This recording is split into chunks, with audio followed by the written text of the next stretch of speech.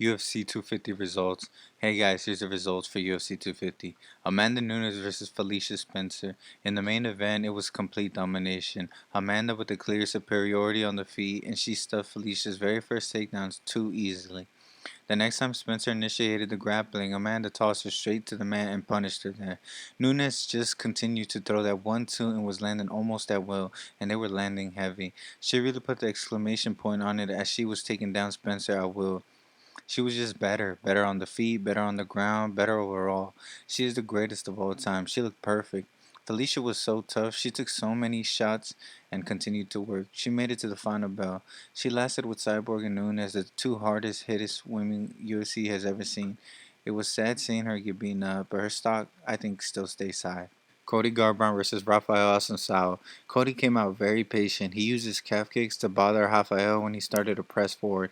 Eventually, at the end of the second round, Assunção pushed forward a little too hard and ate a huge right hand from Cody that put him to sleep. He wound it up straight from the bottom. It was crazy. It was right at the buzzer at the very end, and it was apparent that he was not going to get up.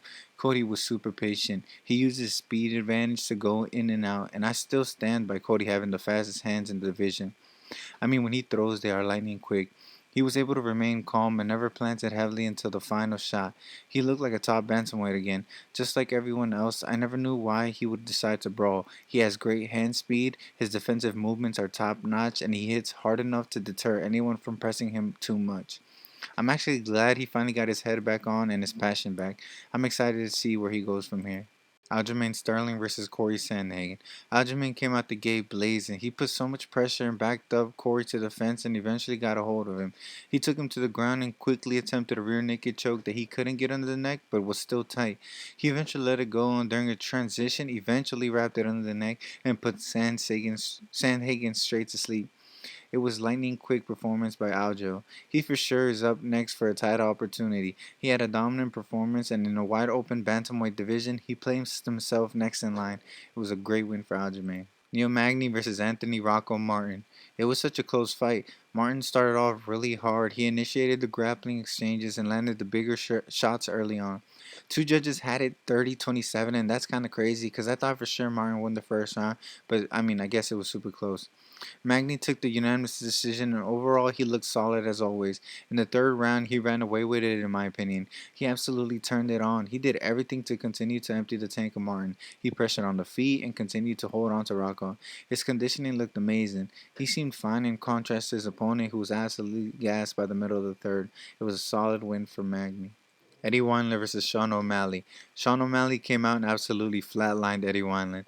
I definitely feel like they're setting up O'Malley to be the star because of the build-up of this fight. They kept saying things about Eddie that isn't really that true. Eddie is tough, but he's been finished by strikes a lot in his career, so this finish was not very surprising. His striking looked really good. He utilized his reach very well. He seems to also have a good amount of power as well. He looks so calm in there, it's crazy. I do think he still needs better competition. I think he needs someone ranked for sure. His size is crazy compared to some of the other bantamweights.